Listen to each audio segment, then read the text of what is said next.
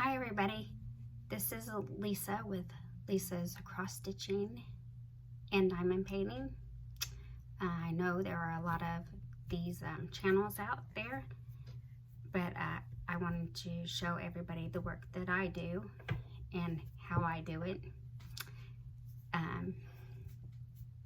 But I just wanted to introduce myself. I'm Lisa, of course, and I have a husband, 2 kids, 2 dogs, and 3 grandchildren. I intended this to be a stitch along. But today I just wanted to introduce myself to, let y'all know that I'm out here doing this cross stitch and diamond painting. And today I was just going to show you some of the cross stitches that I have done and that I have in progress, and some that I want to do. So I'm going to turn the camera and show you what I got.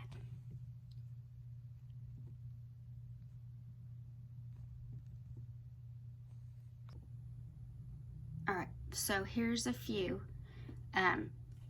This one right here, that was a weekender, and those were back when my kids were small. We had the weekenders. I don't know if they still have them or not. And then I did this, A Friend is Both a Treasure and a Comfort, and I did that a long time ago, and I can tell you, because I don't have any of the packaging for that. And then when my daughter Tara was small, I did this one, The Rocking Horse. And then there's a diamond painting that I did not long ago. I do, regular cross stitches. I do Mill Hill beads, and I do Heaven and Earth designs. Let's see if I can show you that. This is a train that I did.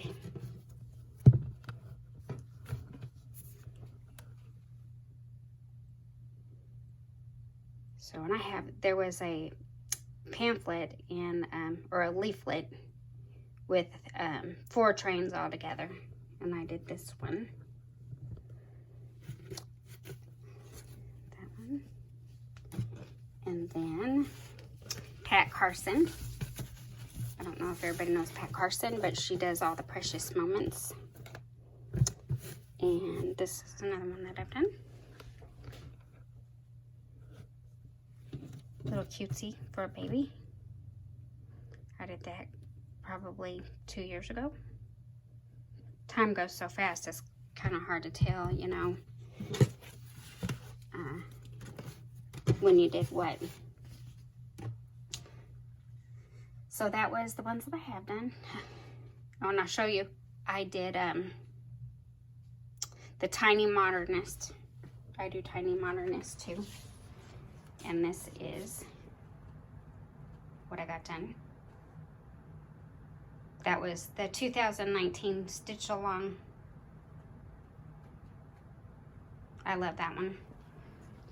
So anything, I like to do kids stuff.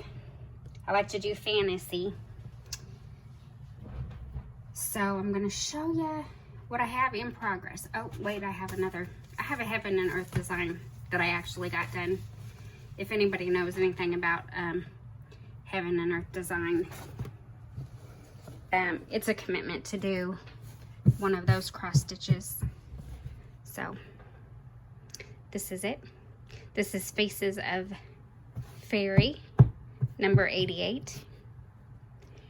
And when I first looked at this, I thought, gosh, that's a really dark picture. Dark as in a sense of not dark in the picture, but just dark in your mind. So, but I did that one and I love it. I think he's the cutest little dragon ever. So I did actually finish that, and it took me about 8 months. So it is definitely a commitment to do a heaven and earth design. But I have another one that I started, which I'm very excited about. And I brought a picture.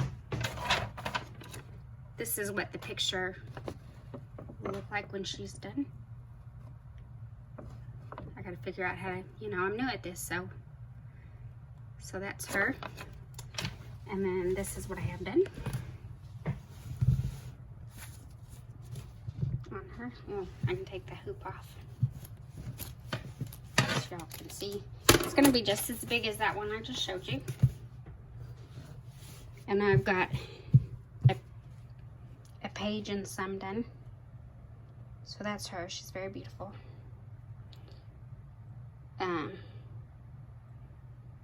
I did the one that I just showed you with the dragon. I did that for my daughter Melissa. And I'm doing this one for my daughter Tara. The tattoo girl, I call her, but she is Faces of Fairy 107. If you like to do heaven and earth designs and you like those. So that's that. And then I've got ink circles. I'm gonna have to learn how to get these in the viewfinder here. I might be able to edit some of this, but so ink circles by, and I guess Lichen. There you go. And this is what I have done. That's what I have done there. I worked on that last weekend while we were gone to see my daughter Tara. So I do this in the car. Not a lot of people can cross stitch in the car because it makes them nauseous, but I do okay with it. So that's that. So I guess a lot of things that people ask is, how do you store your bobbins? And I store my bobbins. I store them on bobbins and in these plastic cases. So that's how I do them. See, all of them on bobbins. And also, if I'm working on a smaller project that I got from a kit, then they have these pretty little, they're just cardboard. They'll rip easy if you're not careful. But I just get that, or, sometimes I just hole punch my own if I can't find these cards. And there's other ones that you can purchase at the store. But yeah, I will just sometimes make these on my own, depending on how big the picture is. And then when I travel, you're gonna think this is really funny because I did too. I put some of them in Ziploc bags and I write the number of what's in there. But I have a one that's bobbin, so I don't really need to have a separate bag for that one. But when I was at Tara's, I was thinking, gosh, I didn't have these on bobbins, so I thought I need some plastic bags. And I went to her drawer, and this is what she had, was the old time lunch bags. I said, oh my gosh. I said, who buys those anymore? And I just write the number on the bag. And I've got a bunch of them. I wrote this one on the wrong side of the bag. So just different colors and different bags. So that's what I do if I'm traveling and I don't have a bobbin for that color. I'll just put it in a plastic bag. Because like these colors, some of them are so similar, see? And I have a little bit of trouble with the colors that are like the same color. So I like to put them in their own little plastic bags. And then to stitch, I use a hoop. I've got this hoop, which I like really. It's big, and I like it a lot because you have a lot of room to stitch in that one. And then I have the little wooden hoop, the normal wooden hoop.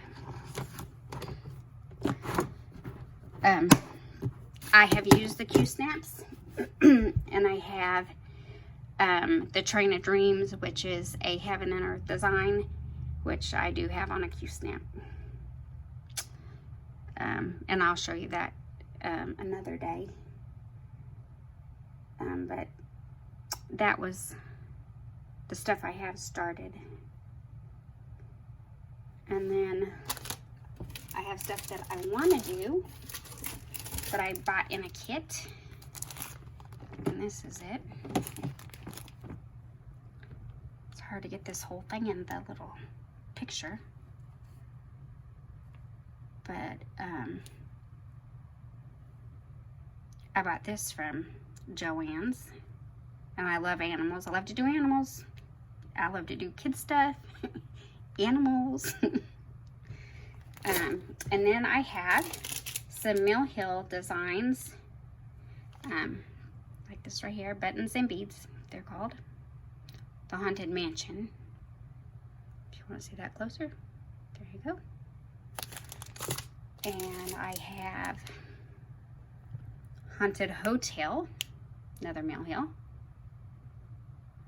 Yeah. And then I have, because I am in the Mill Hill Christmas Village group on Facebook, and so I have the Train Depot, and somebody was so good at doing that, but they put a train on the track. I'm like, that is awesome. I don't know if I could put a train on the track. I don't know about all that. And then I bought this one, Joe's Garage, because my dad's name was Joe, and he didn't work in a gas station, but he did work in a glass blowing factory. So, but my dad did like cars, and I felt like in the 1970s that we were always at the gas station in the long lines. I lived in Garden Grove, California, and yeah, I remember that. Long lines at the gas station. Craziness. So, those are the things that I have. And I have a lot more, which I'll show on a different day. But I really wanted to do some stitching with you all. You know, like I said, I wanted to introduce myself. And I wanted to do a stitch along. So, we will pull out something and stitch for a little bit. Okay? Okay. So, now we're going to start our stitch along. So, I'm going to show you how I do this.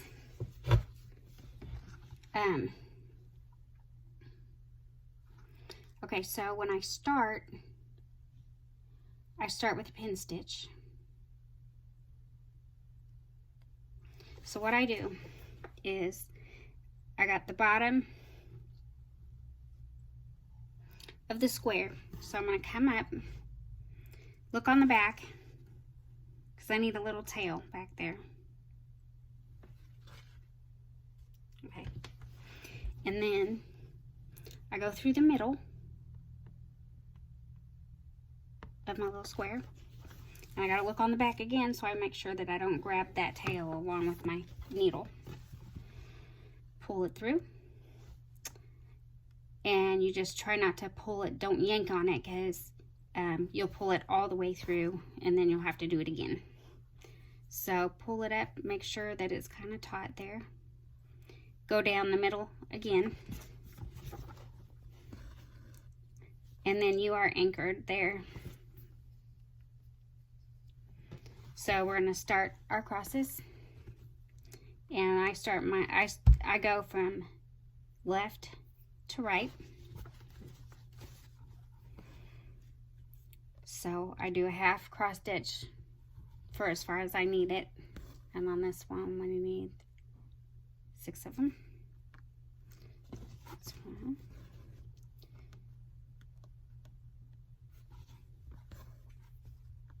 3, 4,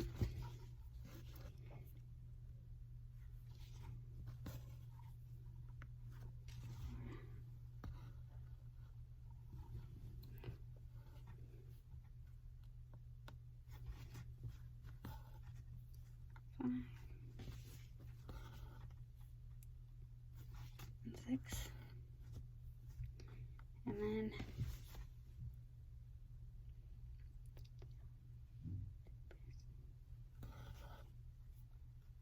I skip one.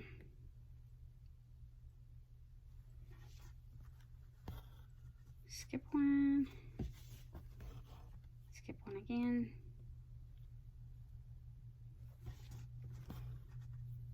And I grid in my fabric because I'll make mistakes if I don't. Kind of keeps you knowing where you are in the scheme of things. Okay, and then some people, they railroad. So I'm going to show you that. Railroading is when you're coming back on your crosses and you get in between the two of your string and then go down like that. I'll show you again. So you come up and you split your thread because there's 2 strands of thread here. If you can find it. Where are you? So right there. And then you just go down. And the theory, I guess, behind that is your stitches are supposed to lay better. Lay nicer that way. But I don't know. Because when I do it, sometimes I can't tell.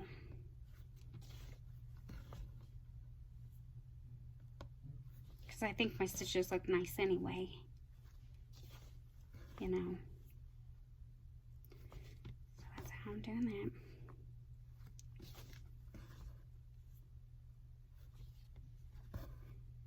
Yeah, I always go this way. From left to right. Because that's how I learned. But there are some people, like Luda. I don't know if you all have watched Luda before, but she goes up or down. She does it that way instead of coming this way. So that's the way she learned how to do it, you know. So it doesn't matter how you do it, as long as you're happy. And it, you know, keeps you calm. Just do it whatever way you want to.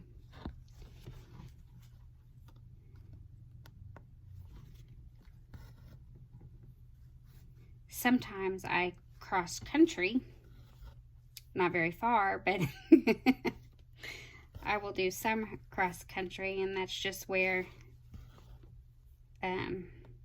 you do these half cross stitches. Like if there's a lot of stitches and you're having a hard time following, that's when I will just do the half cross stitches really quick, so you know I don't lose my place.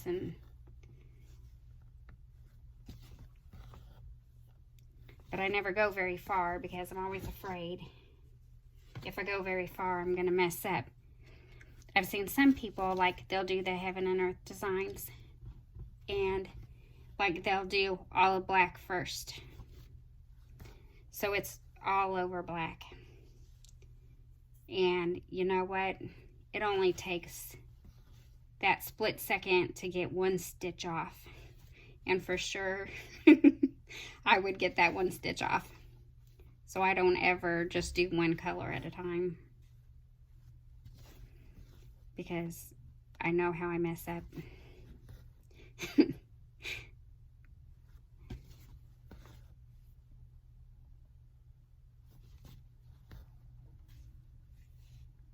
So I am glad you all are stitching with me. And I hope you'll stitch with me some more when I make my next videos. I'll keep you company, and I'll just know that y'all are out there watching, so I'm not alone stitching my pieces.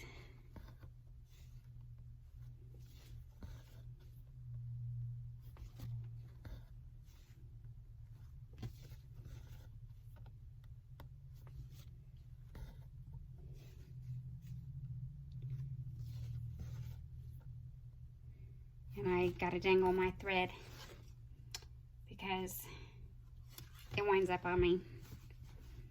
And I notice when I watch other videos that I don't see that happens to other people, but I don't use any conditioner or beeswax, or I don't use anything like that. So I don't know what keeps the thread from, you know, getting like that, where you have to untangle it or unwind it.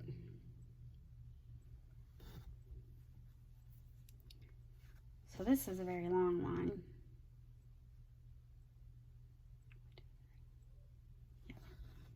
It's a very long line.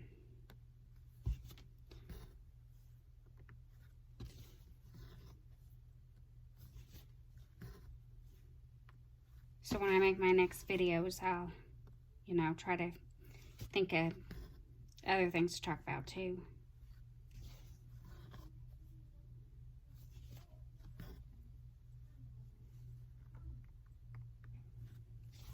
While we're doing this.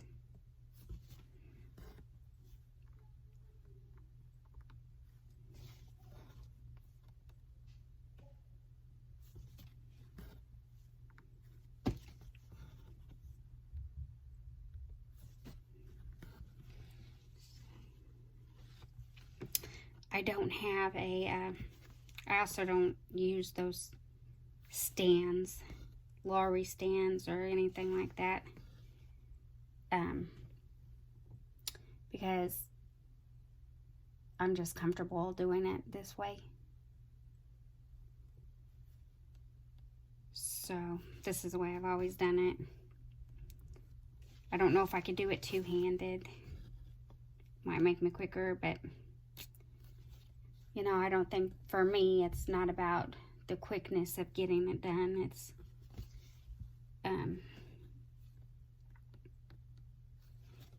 just the relaxing feeling that it gives me.